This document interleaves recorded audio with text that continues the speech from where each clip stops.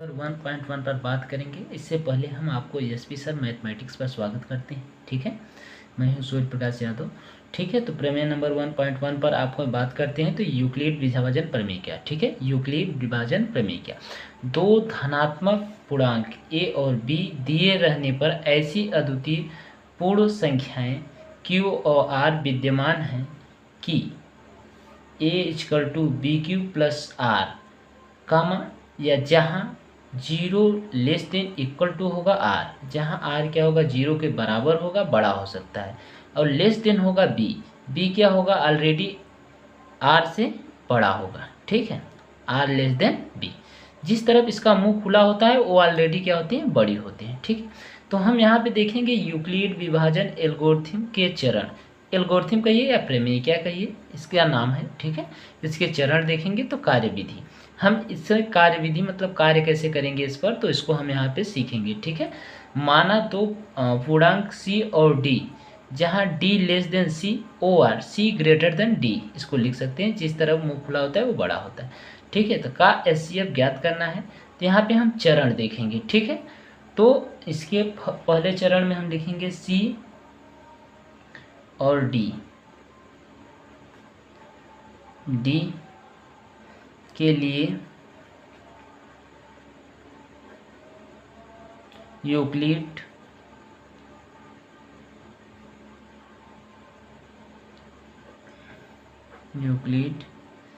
विभाजन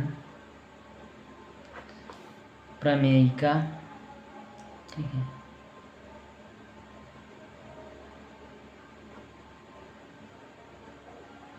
का प्रयोग।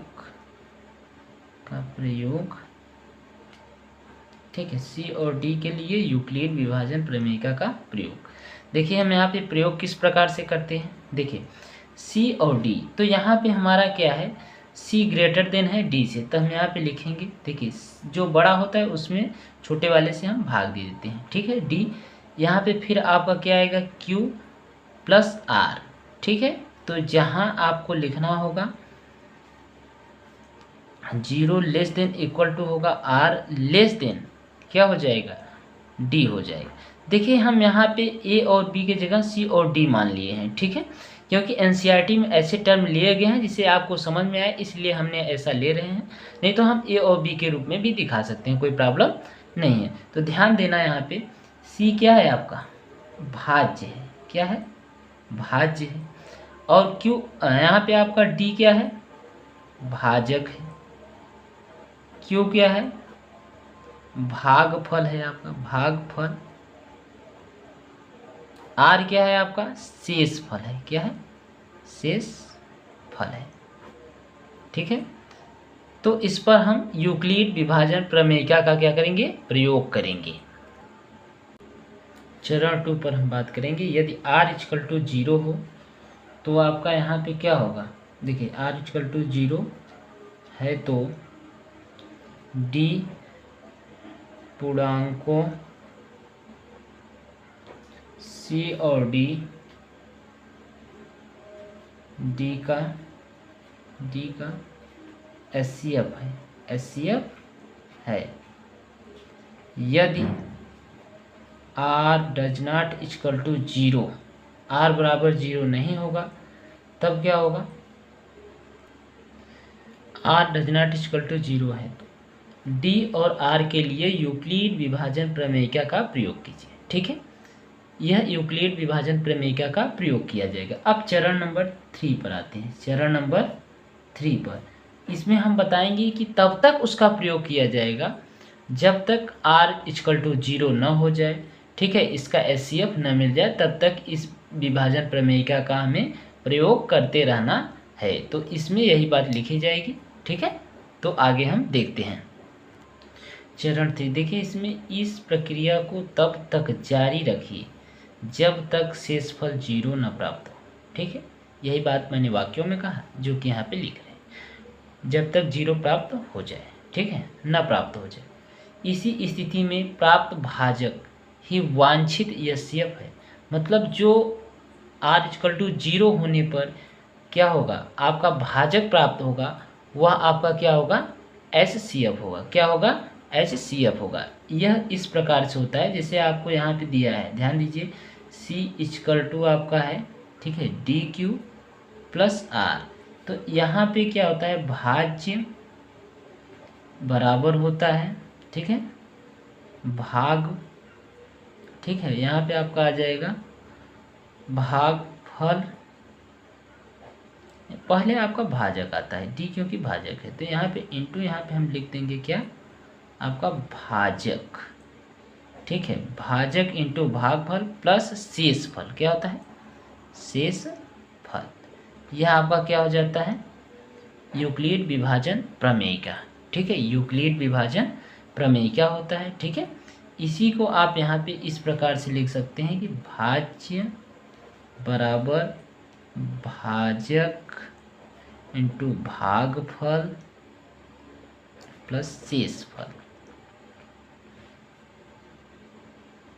या इसी को आप यहाँ पे इस प्रकार से लिखेंगे सी, ठीक है, यहाँ पे डी क्यू प्लस आर, जहाँ पे हम लिखते हैं 0 इक्वल टू होगा क्या, आर के, या आर बड़ा होगा 0 से, या लेस देन होगा किससे, डी से, ठीक है। या यहीं पर हम अगला जो स्टेटमेंट में था a equal to b q plus r, दोनों का मतलब सेम है, यहाँ पे ओ, ठीक है, मतलब sorry 0 less than equal to R है, यह लेस देन होगा बी से, ठीक है। हमेशा क्या होगा, जो भाजक होगा उससे क्या होगा, शेषफल छोटा होगा, बात समझ में आ रही है। तो इसको हम आगे एग्जाम्पल के रूप में सॉल्व करेंगे, तो एक एग्जाम्पल लेंगे, ठीक है, और उसको हम सॉल्व करेंगे, देखेंगे कि एक कैसे उस पर लागू हो रहा है, इसकी क्रिया विधि क्या है। उदाहरण देखिए, उदाहरण के रूप में हम यहाँ पे ले रहे हैं, क्या ले रहे हैं, 455 और 42 को ले रहे हैं, ठीक है। इसको हम देखिए बड़े वाले को क्या लेते हैं, क्या करते हैं, यहाँ पे आप बनाते हैं सी और इसको हम डी बांधते हैं। सी हमेशा क्या होता है, ग्रेटर होता है डी से, तो हम इसको क्या बांधते हैं, भाज्य, इसको क्या भाजक, और जो आता है वो क्या होगा आपका भागफल और शेषफल होगा, ठीक है। तो इस प्रकार से हम यहाँ पे आगे बढ़ते हैं, ठीक है। तो यहाँ पे देखेंगे क्या होगा, तो देखिए सी का वैल्यू यहाँ पे रखेंगे तो क्या होगा, c equal to d q plus r होता है, जहाँ पे हम कहते हैं 0 इक्वल टू होगा, लेस देन इक्वल टू होगा आर, लेस देन होगा डी। तो इस फार्मूले में हम इसको रखेंगे तो क्या होगा, देखिए 455 इक्वल टू आपका क्या होगा, भाजक डी के बराबर क्या है, यहाँ पे आपका 42 है, ठीक है। तो इससे आप जब भाग देंगे तो यहाँ पे इंटू में क्या आ जाएगा, आपका आएगा भागफल प्लस शेषफल आएगा। तो इसको आप आसानी से सॉल्व करने के लिए इस प्रकार से सॉल्व कर लेंगे, देखिए 455, ठीक है, यहाँ पे क्या होगा 42, ठीक है, इससे भाग देंगे आप। तो देखिए यहाँ पे 2 अंक ले रहे हैं, तो देखिए एक बार जाएगा आपका, क्या हो जाएगा, एक बार जाएगा, तो एक बार यहाँ पे जब करेंगे तो क्या होगा 42 आ जाएगा, ठीक है।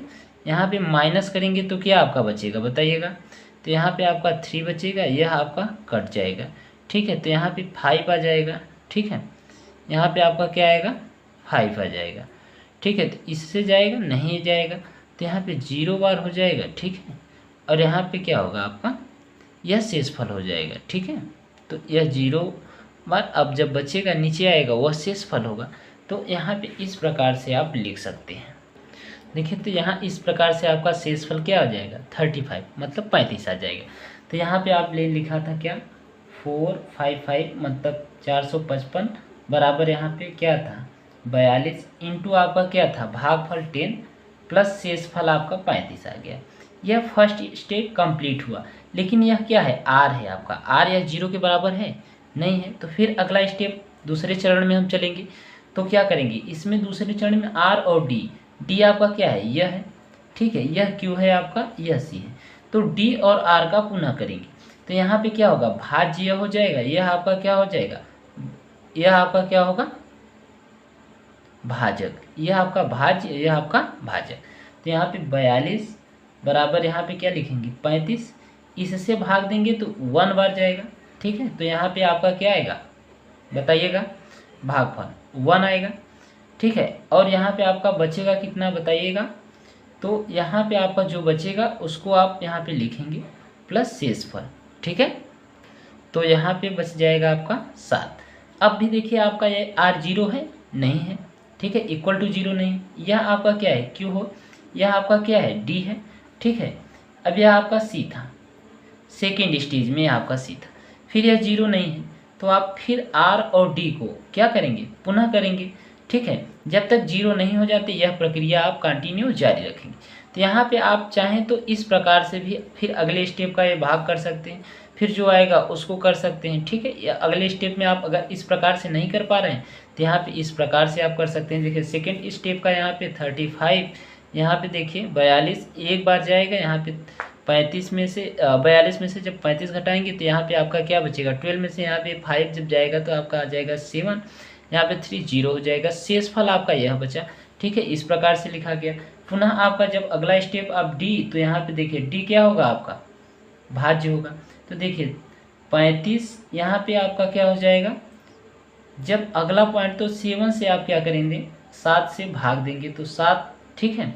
अब यहाँ पे कितने बार जाएगा, तो देखिए 7 से भाग दीजिए 35 में, तो क्या होगा 7 × 35 5 बार जाएगा, ठीक है।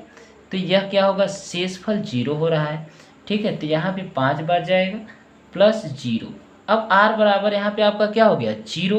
तो आपका यही जो 5 देखिए यहाँ पे 5 बार जो गया है किससे गया है 7 से, तो 7 आपका क्या हो जाएगा एस सी एफ हो जाएगा, S C F equal to 7, ठीक है। यह किसका एस सी एफ होगा 7, यह एस सी एफ देखिए एस सी एफ किसका होगा, यहाँ पे हम लिखे थे 455 और 42 का एस सी एफ जो होगा ये 7 हो जाएगा, ठीक है।